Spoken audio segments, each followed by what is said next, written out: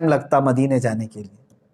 حضور پاک صلی اللہ تعالیٰ علیہ وسلم نے صحابہ کو مخاطب کر کے کہا، اے میرے صحابہ، جبرائیل امین آئے ہیں اور کہہ رہے ہیں کہ یہیں سے بنو نذیر کا بھی معرکہ سر کرنا ہے، جو غدار ہو گئے رسول پاک صلی اللہ علیہ وسلم کو، جنہوں نے دھوکہ دیا بنو نذیر، ان کا بھی قلعہ کما کرنا تھا۔ صحابہ کو جو تھکے ہوئے ہیں، زخمی ہیں، صحابہ نے، پورے صحابہ میں سے ایک نے بھی یہ نہیں کہا یا رسول اللہ صلی اللہ علیہ وسلم گھر بار میں دیکھ کے آ جاتا ہوں، مرہم پٹی کر کے آتا ہوں، کپڑے بدل کے آ جاتا ہوں، نہا دھو کے آ جاتا ہوں، دوا لے کر کے آ جاتا ہوں، بلکہ انہیں زخمی حالت میں چور چور ہیں زخموں سے، اس وقت بھی وہ کہتے ہیں یا رسول اللہ دیر کس بات کی، چلے ہم آپ کے پیچھے، چلے ہم آپ کے ساتھ ہیں، لبیک یا رسول اللہ۔ یہ صحابہ کا جذبہ تھا، جس کے بعد اللہ تبارک و تعالیٰ ان کے لیے مدد پہ مدد اتارتا تھا۔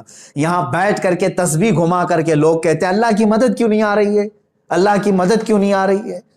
اگر تسبیح گھمانے سے ہی مدد آنی تھی تو رسول پاک صلی اللہ علیہ وسلم مدینے سے 160 کلومیٹر نہیں چل کر کے جاتے، حضور خود مدینے میں بیٹھ کر کے دعا کرتے تو سب سر ہو جاتا۔ اللہ رب العزت کا دستور یہ ہے کہ تم اپنے ہاتھ پیر چلاؤ، تم باہر نکلو، میدان میں آؤ، اپنے عمل کو پیش کرو، پھر اللہ تمہاری مدد فرمائے گا۔ اب میں یہاں پر ڈر اور خوف کے ماحول کو ختم کرنے کے لیے چند باتیں عرض کروں گا۔ کس سے خوف کھاتے ہو؟ ظالموں سے، موجودہ حکومتوں سے، کہ یہ پریشر کریں گے۔ میرے عزیزو، یہ اس سے بڑھ کر کے تمہارے لیے سعادت کی بات کیا ہے؟ اے گروہ علماء، جماعت علماء، یہ شعر کب کام آئے گا جو بار بار آپ اپنی تقریروں میں کہتے ہو، کروں تیرے نام پہ جاں فدا، نہ بس ایک جاں دو جہاں فدا؟ یہ عمل میں کب آئے گا؟ خالی تقریر میں آئے گا؟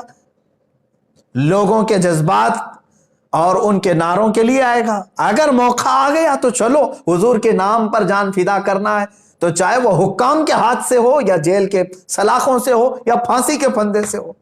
حضور پاک صلی اللہ تعالیٰ علیہ وسلم کی عزت پر جب بات آ گئی ہے تو ہونا تو یہی چاہیے تھا کہ کلیجہ پھٹ جائے۔ آج اتنی غلیظ گالیاں سننے کے بعد آدمی آپے سے باہر ہو جاتا ہے۔ میرے عزیزو، آپ کے باپ کو اور ماں کو کوئی گالی دے دے تو آپ برداشت نہیں کرتے، پولیس اسٹیشن بعد میں جاتے ہیں، پہلے ہی اس کے ساتھ آپ پتہ نہیں کیا کیا معاملات کر جاتے ہیں۔ یہاں مجھے حیرت ہو رہی ہے، افسوس ہے اس بات۔ یہ باتیں میں اس لیے عرض کر رہا ہوں کہ اب مجھے امید نہیں رہ گئی کہ یہ حکومت وقت ہمارا کچھ سنے گی، اس لیے کہ جگہ جگہ پردرشن، جگہ جگہ پروٹیسٹ، FIR، کیا نہیں کر لیا ہم لوگوں نے۔ سب لوگ گہار لگاتے تھک گئے۔ یہ صاف اپنا بتا رہی ہیں موجودہ حکومتیں کہ ہم ایسے غلیظ پاکھنڈیوں کی حمایت میں، اگر یہ ان کی حمایت نہیں کر رہے ہوتے تو یہ کھلے سانڈ کی طرح گھوم رہے ہوتے آج۔ یہاں تو ایسا ہے کہ موجودہ حکومت کے کسی ایک منسٹر پر کوئی کامیڈی کر لے تو اسے جیل ہو جاتی۔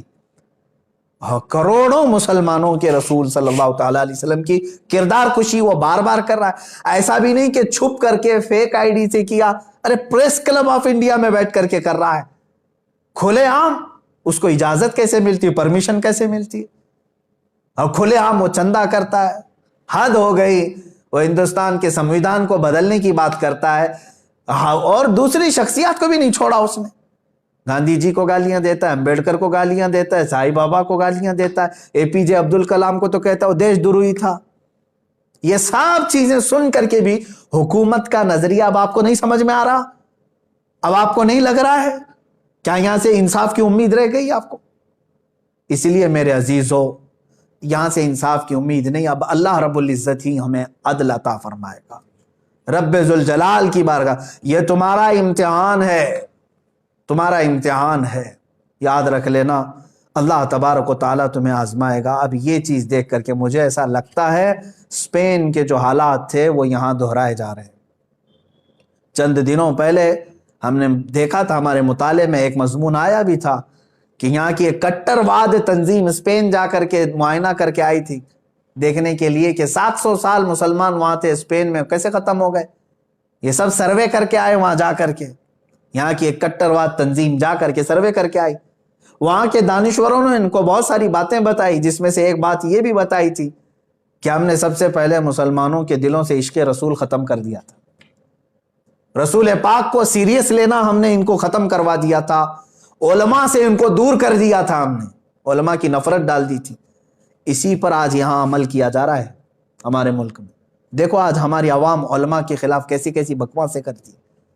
آج کے حالات میں بھی علماء کو ہی کوس رہے ہیں لوگ. مولانا لوگ کیا کر رہے ہیں؟ زکوٰۃ وصول کرتے ہیں بیٹھ جاتے ہیں، چندے کرتے ہیں بیٹھ جاتے ہیں. یہ سب تمہاری جو زبانیں لمبی ہو رہی ہیں علماء کے بارے میں، یہ بھی ایک سازش کے شکار ہو تم. میرے عزیزو ٹھیک ہے، علماء اگر کوئی سستی کر رہا ہے، بولنے کا ایک طریقہ ہوتا ہے. کیا آپ اپنے باپ کو ایسے ہی کہتے ہیں باپ میرا آج گھر میں کیوں بیٹھ گیا، ڈیوٹی پہ کیوں نہیں گیا؟ ادب ہے، تمیز ہے، سلیقہ ہے. پوچھا جاتا ہے کیا آپ کو کوئی تکلیف تو نہیں ہے، میں آپ کے ساتھ کھڑا ہو جاؤں، آپ بھی آگے آ جائیے. یہاں کے حالات دیکھ کر کے بھی مجھے یہی لگتا ہے کہ علماء سے ان کو دور کیا گیا ہے. بہت سارے تو ہیں علماء کی نفرت میں جی رہے ہیں آج. دوسری